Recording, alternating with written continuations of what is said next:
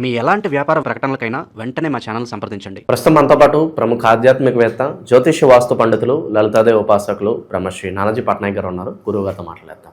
నమస్కారం గురుగారు. శ్రీమాత్రే నమః. గురుగారు, జనవరి మాసం విశేషంగా కన్యా రాశి వారి పరిస్థితి ఏ విధంగా ఉంటుంది? ఎటువంటి అదృష్టాన్ని తీసుకురాబోతుంది జనవరి మాసం? మీ రాశి వాళ్ళకి ఎటువంటి జాగ్రత్తలు తీసుకోవాలి? తప్పకుండా అండి. జనవరి మాసంలో కన్యారాశి వారికి 4వ స్థానంలో ఫస్ట్ హాఫ్లో 4వ స్థానంలో అధిక గ్రహాలు ఉన్నాయి. దాని తర్వాత 5వ స్థానంలోకి వెళ్తాయి. సప్తమ శని 6వ స్థానంలో రాహువు, దశమ గురువు, వ్యయ స్థానంలో కేతువు. అయితే ప్రధానంగా చతుర్థ పంచ గ్రహ కూటములు ఏర్పడుతున్నాయి 4-5 స్థానాల్లో చూసుకుంటే కనుక. ఈ కన్యారాశి వారికి పర్టికులర్గా ఏంటంటే వీళ్ళకు ఉండే గొప్ప టాలెంట్ ఏంటి అంటే వీళ్ళకి ఏదైనా సరే చూసి నేర్చుకోగలిగేస్తారు. మనం ఏది రాదు అనేటువంటిది ఎలాగైనా మేనేజ్ చేస్తే చూసి నేర్చుకునే యోగం ఉంటుంది. అయితే వీళ్ళకి ఈ నెలలో కలిగేటువంటి ఫలితాలు ఏమి కలగనున్నాయి, ఏ విషయాల పట్ల జాగ్రత్త వహించాలి, ఏ దేవతారాధన, ఎటువంటి పరిహారాలు చేసుకోవాలనేటువంటి అంశాలు చెప్తుంది నేనైనప్పటికీ కూడా చెప్పిస్తుంది సాక్షాత్ లలిత అమ్మవారిగా భావిస్తూ. ఫస్ట్ ఆఫ్ ఆల్ ఏంటంటే 4లో అధిక గ్రహాలు ఉన్నందుకు మొదటి 2 వారాలు ఏదైనా కొత్తగా కోర్సెస్ చేయడానికి, స్వస్థలానికి వెళ్ళడానికి, స్వయం కృషితో ఏదైనా సంపాదించుకొని ఏదైనా ఒక గృహం కావచ్చు, వాహనం కానీ తీసుకోవడానికి చాలా అనుకూలంగా ఉంది. అయితే ఇక్కడ వాహన యోగము, గృహయోగము, ఆభరణాలు కొనుగోలు చేయడము, వస్త్రాలు కొనుగోలు చేయడము, కొంచెం గతంలో ఏర్పడినటువంటి కొన్ని నిందలు తొలగించుకోవడం, నేను ఇది అని చెప్పి నిరూపించుకోవడానికి యోగ్యవంతంగా ఉంది చెప్పాలంటే. కాకపోతే ఇక్కడ ఘర్షణ యోగం కూడా ఉంది కాబట్టి ఏదైనా భూమి, గృహము, వాహనము, ఏదైనా ప్రాపర్టీ విషయంలోని కొంత ఘర్షణ కూడా ఉంటూ ఉంటుంది ఫస్ట్ సెకండ్ 2 వీక్స్లో.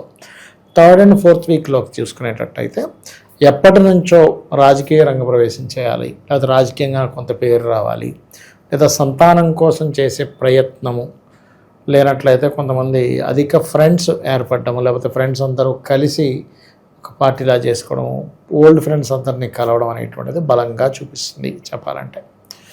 అయితే ఇక్కడ ఈ పంచమంలో అధిక గ్రహాలు ఉంటూ సప్తమంలో పంచమాధిపతి ఎప్పుడైతే ఉన్నాడో, అది కూడా సప్తమానికి ముందు రాశి అయినటువంటి 6వ స్థానంలో రాహు ఉన్నాడో, కొంచెం ఇక్కడ వివాహ సంబంధించిన విషయాల్లో కూడా కొంచెం డిఫరెంట్ క్యాస్ట్లో వాళ్ళని ఇష్టపడి వివాహం చేసుకుంటా అనుకోవడము, ప్రేమను ఇంట్లో వాళ్ళకి వ్యక్తపరచడం, దాని ద్వారా కొంత ఘర్షణ వాతావరణం ఏర్పడడం అనేటువంటి జరుగుతుంది.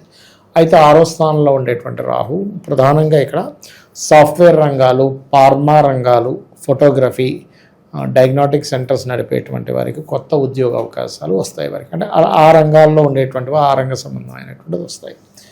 అలాగే ఇక్కడ విదేశీ సంబంధించినటువంటి విషయాల్లో మాత్రం కొంత జాగ్రత్తగా ఉండాలి. ఎందుకంటే 12వ స్థానంలో కేతు ఉన్నందుకు కొంతమంది ఏం చేస్తారు, క్యాలిక్యులేషన్ సరిగ్గా వేసుకోకుండా తొందరపడి వెళ్ళిపోయి అక్కడికి వెళ్ళిన తర్వాత అయ్యో ఏంటంటే అనవసరంగా వచ్చేసాను నేను తొందరపడ్డానేమో అని అప్పుడు మళ్ళీ ఇబ్బంది పడుతుంటారు. ఎందుకంటే 12వ స్థానం అనేది విదేశాలు, శయా సౌఖ్యము, వివాహ జీవితము, మరియు అదేవిధంగా ఇన్వెస్ట్మెంట్స్, ఇవన్నీ. అందుకని ఏంటి వీళ్ళకి కొంచెం సరిగ్గా నిద్రపట్టకపోవడం కానివ్వండి, 12లో కేతువు కదా మాటికి మెలకు రావడం కానివ్వండి, మళ్ళీ వీళ్ళ లగ్నానికి చంద్రుడికి కనెక్టివిటీస్ బాగుంటే నిద్ర వస్తుంది. ఎవరి జాతచక్రమైనా మనం చూసి వీళ్ళకి నిద్ర పడుతుందా పట్టదో చెప్పేసి వచ్చి జాతకం చూసి. 12లో కేతు ఉన్నందుకు ఏంటంటే వీళ్ళు ఏ ఇన్వెస్ట్మెంట్ చేసినా తప్పనిసరి చేయాల్సి వస్తుంది ఒక్కోసారి. అలాంటప్పుడు ఏంటంటే కొంచెం గణపతిని ఆరాధించుకుంటూ నవగ్రహాల్లో కేతు గ్రహం దగ్గర దీపారాధన చేసి ఇన్వెస్ట్మెంట్స్ చేయండి. ఎందుకంటే 12లో కేతు ఉన్నప్పుడు డెడ్ ఇన్వెస్ట్మెంట్ యోగం యాక్టివ్ అవుద్ది సమ్ టైమ్స్, అందరికీ కాదు. అప్పుడు ఏమైపోద్ది, చేసిన ఎవ్రీ రూపీ కూడా వెనక్కి రాదు, ఏదో చేస్తారు. నేను ఒక జాతకం చూసినప్పుడైతే వాళ్ళు ఒక ₹1 కోటి ఖర్చు పెట్టి ఒక బిజినెస్ స్టార్ట్ చేశారు, నడవల. ఒక 2-3 సంవత్సరాలు దాదాపు నడిపించారు, అంత లాస్లోకి వెళ్ళిపోతుంది. రాంగ్ టైంలో చేశారండి అని చెప్పారు. అమ్మేద్దామంటే కూడా ఏమైపోయిందంటే అది ఆఖరికి అమ్మడానికి కూడా చాలా కష్టతరంగా, చాలా తక్కువ డబ్బులు రావడం జరిగింది. అంటే ₹1 కోటి ఇన్వెస్ట్మెంట్ చేస్తే చేతికి వచ్చేసరికి కనీసం 0.1% కూడా రాలేదు. ఎందుకంటే కొనేనాదులు లేడంటాడు, వాడు తీసుకున్నవాడు గీసి బేరమాడ తీసుకుంటాడు, అందులో మళ్ళీ మోసాలు, ఇట్లాంటివన్నీ జరిగాయి. కాబట్టి ఎప్పుడు కూడా 12లో గ్రహాలను బట్టి గోచారంలో ఉన్నప్పుడు ఏంటంటే ఆ సమయం అంత అనుకూలంగా లేదు. అలా కాకుండా జన్మజాతకంలో ఉండే గ్రహాలకు 12వ స్థానాన్ని డియాక్టివ్ చేస్తాయి కేతువు ఇట్లాంటివి. అలాంటప్పుడు కూడా చూసుకోవాలి. అయితే ఇక్కడ శనివారాలు మాత్రం ఎట్టి పరిస్థితుల్లో వివాహ నిర్ణయాలు అలాంటివి ఏమీ తీసుకోకూడదు అనేటువంటిది చాలా స్పష్టంగా గోచరిస్తుంది శనివారాలు. ఎందుకంటే సప్తమంలో శని ఉన్నాడు కాబట్టి కొంచెం పార్ట్నర్స్ యొక్క ఆరోగ్యము, జీవిత భాగస్వామి యొక్క ఆరోగ్య విషయంలో కొంత శ్రద్ధ వహిస్తూ ఉండాలి. కాకపోతే లక్కీ ఏంటంటే వీళ్ళకి మాత్రం పంచమంలో అధిక గ్రహాలు ఉన్నందుకు ఒక పాజిటివ్ ఫలితం ఏంటంటే అప్పులు తీర్చగలుగుతారు. కొంచెం ఫ్రెండ్స్ ఏర్పడుతుంటారు, సర్కిల్స్ ఏర్పడుతుంటే దాని ద్వారా కొంతమంది ఘర్షణ ఉంటుంది. క్రియేటివ్గా కొన్ని చాలా ప్లాన్స్ వేసి క్రియేటివ్గా ఏదైనా అవుట్పుట్ తీసుకురావడానికి చాలా మటుకు వీళ్ళు ప్రయత్నం చేస్తారు. సంతానం కోసం ఐవీఎఫ్లు ఐలు చేయించుకునేటువంటి వారికి చాలా చాలా అనుకూలంగా ఉంది చెప్పాలంటే. ఇక వీళ్ళకి దశమ స్థానంలో గురువు ఉన్నందుకు కొంచెం వర్క్ స్ట్రెస్ ఎక్కువగా ఉంటుంది. ఒక జాబ్ కాకుండా రెండు జాబులు చేయాలి, ఉండలేక వెళ్ళలేక ఉండేటువంటి స్థితి కొన్ని జాబుల్లో ఇలాంటివి బలంగా చూపిస్తున్నాయి చెప్పాలంటే. సరైన టైంలో సరైన నిర్ణయాలు తీసుకునే కెపాసిటీ ఉంటుందంటారా? ప్రలోభాలకు గురవ్వకుండా సాఫీగా ఉంటుందండి, ఉంటుంది. ఎందుకంటే ఇక్కడ ఫస్ట్ ఆఫ్ ఆల్ పంచమం ఆలోచనా స్థానం.